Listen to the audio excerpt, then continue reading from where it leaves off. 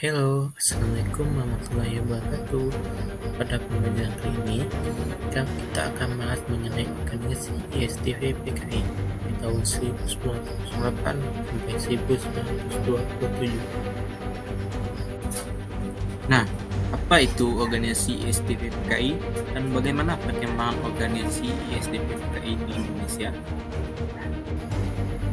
Aliran komunis yang dibawa oleh H.J. Sneflin yang merupakan tokoh paham Marxis dari Rusia berubah masuk dengan bersekutu melalui organisasi Serikat Islam. Sneflin dan rombongannya berusaha mempengaruhi organisasi Serikat Islam yang pada akhirnya Serikat Islam mengalami perpecahan dengan Buku Merah yang beraliran komunis. Buku Merah yang diketuai oleh Samaun terus berkembang dan mendapatkan dukungan dari orang-orang sosialis yang pada akhirnya mendirikan suatu organisasi komunis pertama di Indonesia yakni ISDV PKI atau Edisi Sosial Demokratis Vergini pada tanggal 19 Mei 1914 yang diketuai oleh Samaun dan wakilnya Darsono. Kalau kita bicara PKI, tentu tidak lepas dari ISDP. Karena cikal bakalnya komunis Indonesia ini besar-besar. Dia seorang komisaris, seorang orang Belanda bernama Sneflin. Itu pada tahun 1914 datang ke Indonesia. Yang merupakan seorang yang beralih komunis. Indonesia kemudian dia mulai coba mengembangkan paham-paham seperti itu. Nah, biasanya paham-paham komunis, paham sosialisnya kan juga berkembang di kelompok-kelompok kelas bawah, dan pada saat itu banyak bangsa Indonesia yang hidupnya diadimkan, harus kemiskinan, terjajah.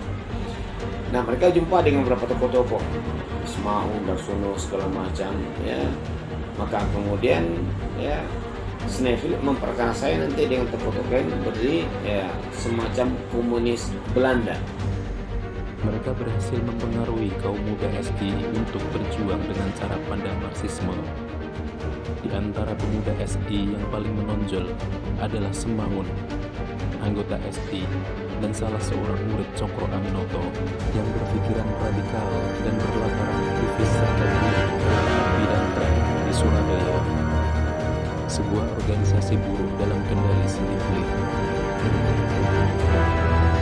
Pada masa itu, pertukaran keanggotaan antara SI dan ISDV banyak terjadi. Ini adalah awal dari Sneflin untuk merekrut anggota dari kalangan pribumi yang merupakan kalangan yang tindas di dunia Belanda.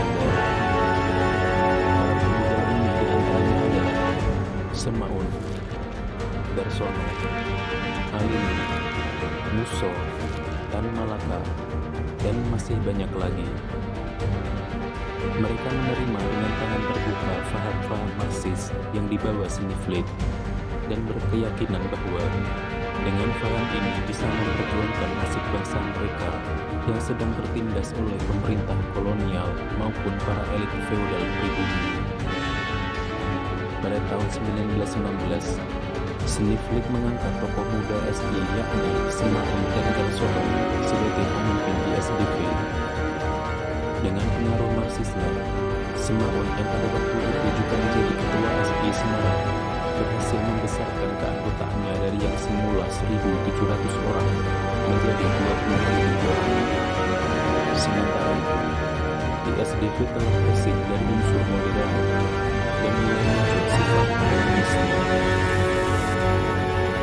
Kami ISDP yang dipimpin Samaun berkembang dengan baik. Mereka menggeser posisi pemerintahan Hindia Belanda di Indonesia dengan memproklatori Angkatan Laut Belanda yang berjumlah 3.000 serdadu yang pada akhirnya muncul aksi demonstrasi terhadap pemerintah Hindia Belanda.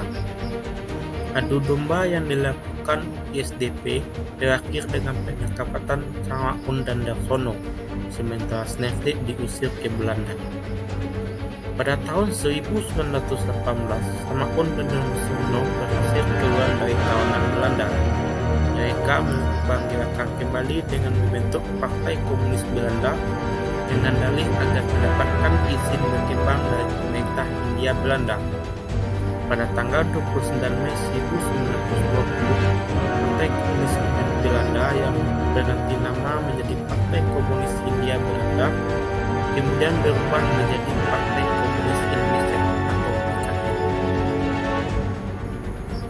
Organisasi ISDP-PKI dianggap sebagai organisasi yang radikal karena berusaha mencaburi urusan politik pemerintah Hindia Belanda. Tokoh yang pertama kali membawa aliran komunis memunculkan organisasi ISDP-PKI adalah HMVM Sneflit. Kemudian dikembangkan oleh Samakun dan Darsono beserta rombongan kubu yang lainnya yang membentuk Partai Komunis Indonesia atau PKI. Dalam perkembangannya ini mendapat respon yang cukup banyak dari tokoh-tokoh tertentu, terutama tokoh-tokoh yang radikal yang ingin mencapai keinginannya dengan secara mudah. Ya, akibatnya nanti pada tahun 1920 ya, kemudian berdirilah Partai Komunis yang kemudian namanya Partai Komunis Indonesia. Dan inilah cikal bakal dari Komunis Indonesia. Nah, pada awalnya komunis-komunis yang ada itu sama juga lah tujuannya untuk mencapai kemerdekaan, cuman caranya yang berbeda. Dia radikal ya dalam memperjuangkannya. Dalam perkembangannya tahun 26 dan 27 ya mereka mencoba memperlihatkan jati dirinya dengan melaksanakan pemberontakan seperti di Silungkang dan di Jatinegara di Jakarta.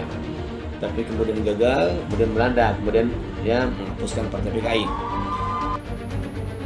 Besarnya pengaruh komunis dalam organisasi ISDP kemudian berubah nama menjadi Partai Komunis Indonesia atau PKI membuat organisasi ini tidak mendapatkan izin dari pemerintah Hindia Belanda. Pemerintah Belanda berusaha untuk menghentikan PKI yang pada akhirnya PKI melarikan diri dari pemerintah pusat di daerah yang kemudian muncullah peristiwa pergolakan daerah berpengaruh PKI.